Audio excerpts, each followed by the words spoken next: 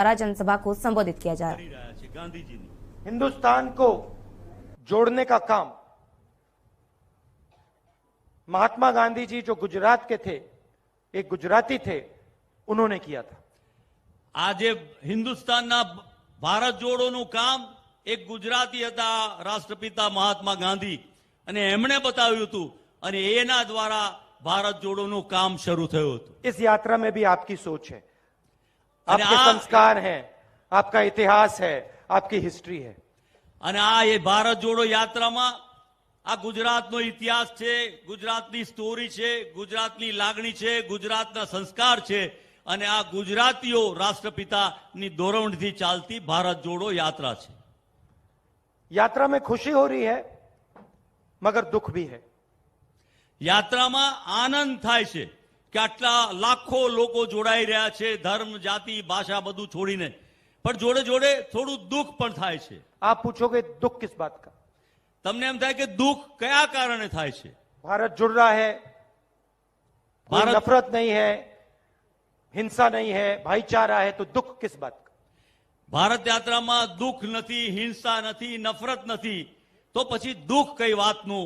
એ આ રાહુલજી કહે છે તમને। भाई और बहनों, दुख किसानों से बात कर कर होता है, युवाओं से बात कर कर होता है, आदिवासियों से मिलकर होता है।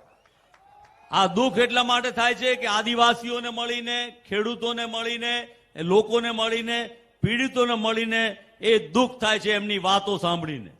किसानों को सही दाम नहीं मिलता, કે ખેડૂતોને એના વ્યાજબી ભાવ નથી મળતા, बीमा का पैसा नहीं मिलता, વીમાના પૈસા નથી મળતા, कर्जा नहीं माफ होता, એમનું દેવું માફ કરવામાં નથી આવતું, युवा बेरोजगार हैं, યુવાનો બેરોજગાર છે उनके सपने टूटते जा रहे हैं।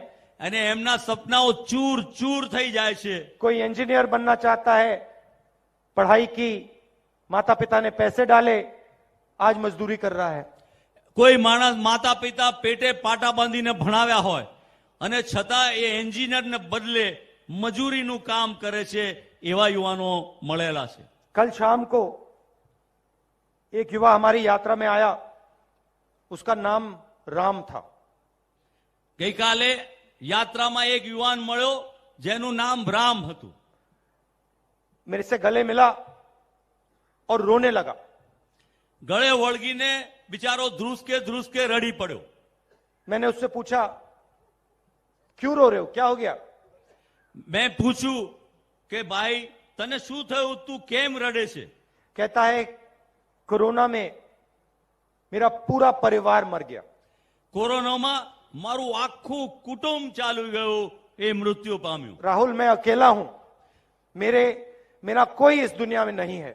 રાહુલજી, હવે હું એકલો રહી ગયો, હવે દુનિયામાં મારું કોઈ નથી, હું એકલો જ રહી ગયો છું। अस्पताल में मैंने डॉक्टरों के सामने हाथ जोड़े, रोकर हाथ जोड़े, मेरे माता पिता को उन्होंने नहीं बचाया।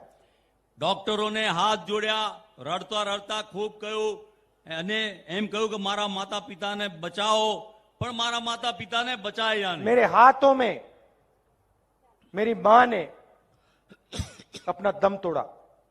મારા હાથમાં મારા માતા મને યાદ આવે છે, મને દર્દ થઈ રહ્યું છે, દુઃખ થઈ રહ્યું છે। राहुल, मैं बेरोजगार हूं, હું બેરોજગાર છું, मुझे कोई रास्ता नहीं दिख रहा है। મને કોઈ રસ્તો નથી દેખાતો, હવે શું કરું? ये युवा अकेला नहीं है भाई और बहनों, ऐसे लाखों युवा हिंदुस्तान में हैं। અને આ એકલો નહીં, એવા લાખો યુવાનો આજે હિન્દુસ્તાનમાં છે। आदिवासियों से बात करो तो कहते हैं हमारी जमीन छीनी जा रही है। આદિવાસીઓએ વાત કરી તો આદિવાસીઓ કહે છે કે અમારી જમીન લઈ લેવામાં આવે છે, અમારી પાસેથી છીનવી લેવામાં આવે છે। बिना हमसे पूछे हमें हटा दिया जाता है और किसी इंडस्ट्रियलिस्ट को, किसी अरबपति को हमारी जमीन दे दी जाती है।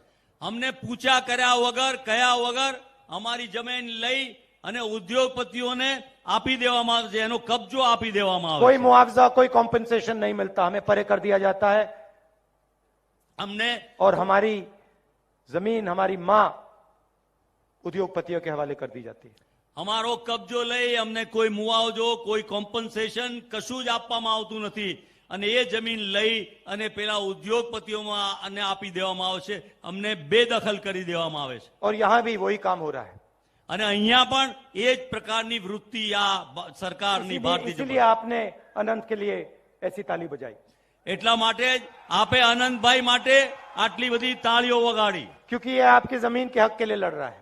અને એટલા માટે કે આપના અધિકાર માટે, જમીન માટે આ આગેવાન લડી રહ્યા છે. आपके भविष्य के लिए लड़ रहा है. આપના ભવિષ્ય માટે લડી રહ્યા છે. इसने कहा कि हम लड़ेंगे. એમણે કહ્યું કે આપણે લડીશું इसको कहना चाहिए हम जीतेंगे. અને આપણે જવાબ આપવો જોઈએ કે હમ જીતેંગે, આપણે જીતીશું, આપણે લડીશું, આપણે જીતીશું. आदिवासियों के साथ मेरे परिवार का बहुत गहरा रिश्ता है. આદિવાસી સમાજ સાથે બહુ પુરાનો પારિવારિક દાદા પિતા માતા બધાનો બહુ જૂનો લાગણીનો સંબંધ છે. मैं आपको एक कहानी बताना चाहता हूं.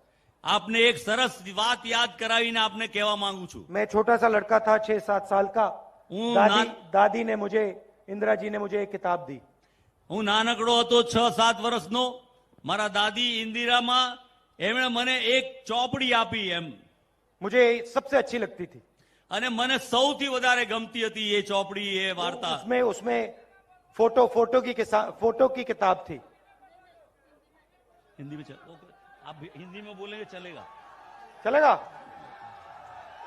आपकी हिंदी समझते हो? ठीक है, तो नहीं करना चाहते? ठीक है. तो उन्होंने मुझे एक किताब दी. इतनी बड़ी थी, फोटो की किताब थी. 6 साल का बच्चा था. मुझे आदिवासियों के बारे में इतना मालूम नहीं था. किताब का नाम था तेंदु एक आदिवासी, और उसमें किताब एक आदिवासी बच्चे के बारे में थी, और सारे के सारे चित्र, सारे के सारे फोटो जंगल के बारे में, उस बच्चे के बारे में, उसके जीने के तरीके के बारे में थे.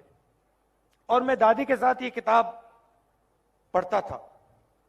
दादी मुझे समझाती थी, फोटो दिखाती थी.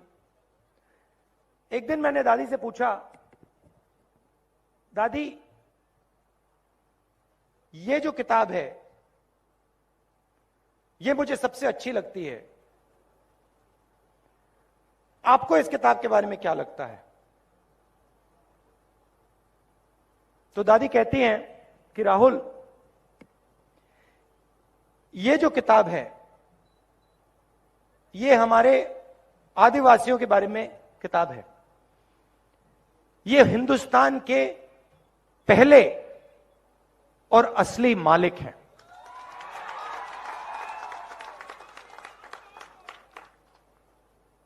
ये हिंदुस्तान के पहले और असली मालिक हैं. और फिर उन्होंने कहा कि अगर तुम्हें हिंदुस्तान समझना है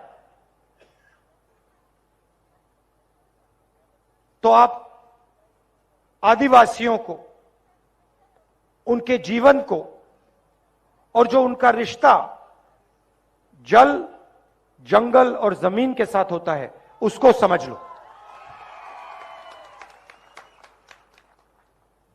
और उन्होंने आदिवासी शब्द प्रयोग किया. आदिवासी मतलब जो सबसे पहले यहां पे रहते थे. ये मैंने आपसे बहुत गहरी बात बोली है. मैं आपसे कह रहा हूं कि इस देश के पहले मालिक. तो आप गुजरात के सूरत से राहुल गांधी को सुन रहे थे, जहां पर उनके द्वारा जनसभा का संबोधन किया गया. जनसभा का संबोधन करते हुए पूरे देश को एक करने को लेकर बापू को याद किया गया. इसके साथ ही किसानों को हो रही दिक्कतों के बारे में भी राहुल गांधी ने बात की.